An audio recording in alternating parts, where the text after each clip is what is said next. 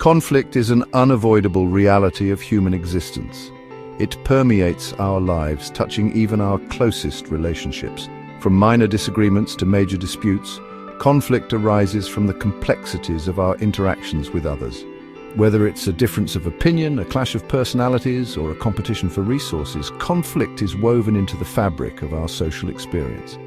Learning to navigate conflict constructively is essential for individuals and communities alike. Ignoring conflict only allows it to fester and grow, often with damaging consequences. We need healthy ways to address and resolve conflict in order to build stronger relationships and a more peaceful world.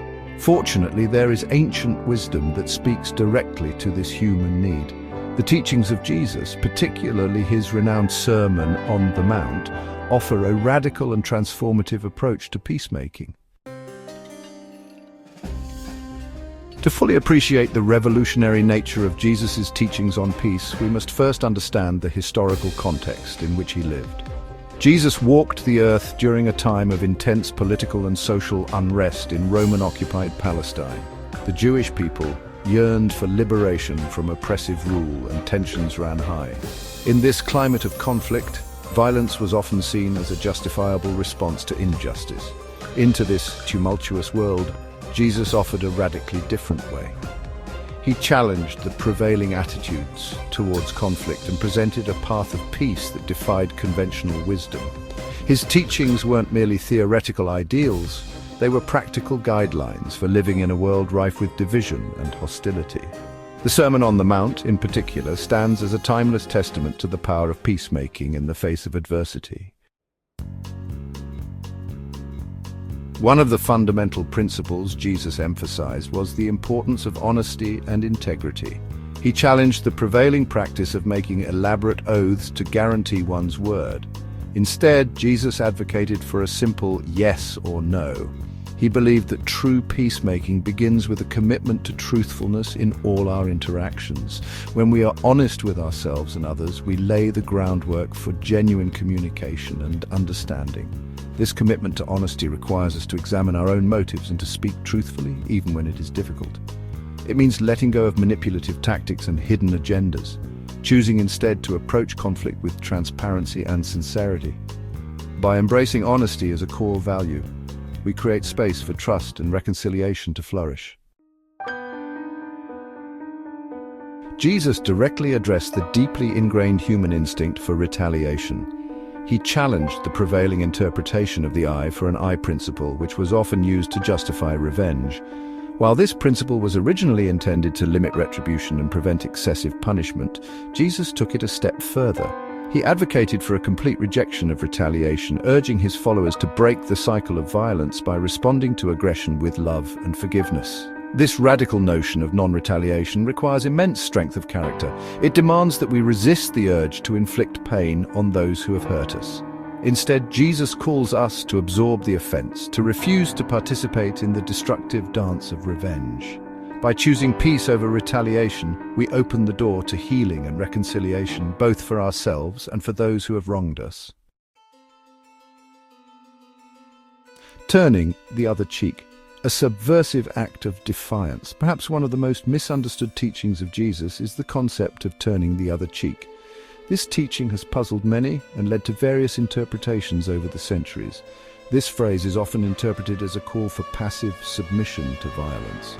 Many see it as an instruction to accept mistreatment without resistance.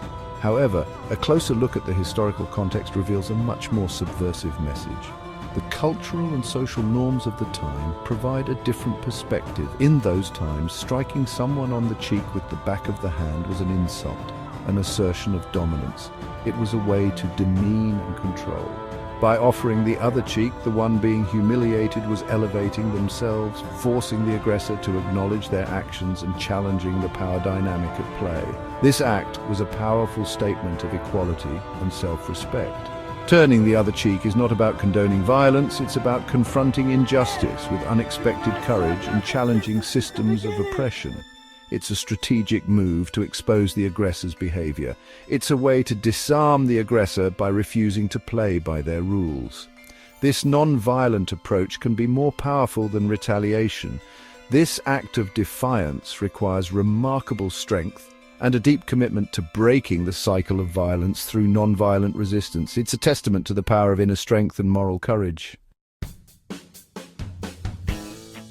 Giving the cloak, exposing injustice through generosity.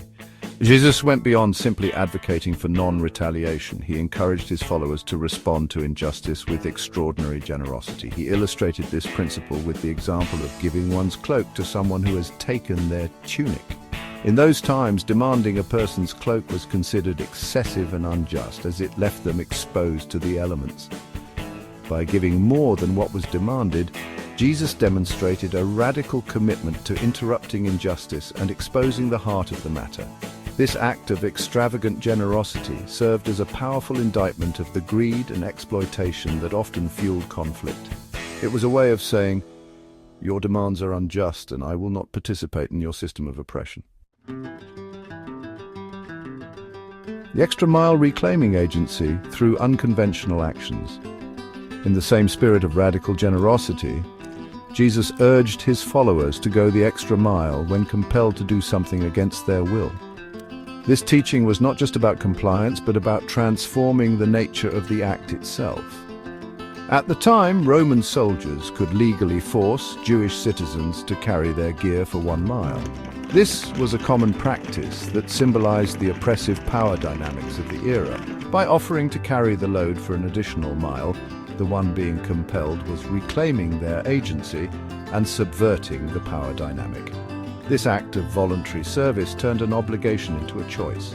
They were no longer merely submitting to an oppressive force, they were choosing to act with unexpected kindness and challenging the very nature of the forced interaction. This unexpected response often left the oppressor bewildered and transformed the interaction. This principle of going the extra mile wasn't limited to interactions with oppressive forces. It extended to everyday life, encouraging people to exceed expectations in all their endeavors. It applied to all aspects of life, encouraging individuals to exceed expectations and respond to adversity with unexpected grace and generosity. This mindset fostered a culture of excellence and compassion. It was a way of transforming potentially negative situations into opportunities for growth and reconciliation. By choosing to go the extra mile, individuals could turn challenges into moments of profound personal and communal development. Love without bounds, embracing even our enemies. Perhaps the most challenging and counterintuitive teaching of Jesus is the call to love our enemies. This radical concept went against the prevailing wisdom of loving your neighbor and hating your enemy. Jesus, however, insisted on a love that transcended social boundaries and tribal allegiances. He called his followers to embrace a love that extended even to those who persecuted them, mirroring the boundless compassion of God. Loving our enemies doesn't mean condoning their actions or allowing ourselves to be mistreated. It means choosing to see them through the lens of compassion, recognizing their shared humanity, and refusing to let bitterness and hatred take root in our hearts. This kind of love is not a feeling, it's a choice, a deliberate act of the will that seeks the well-being of even those who have hurt us. The Peacemaker's Path.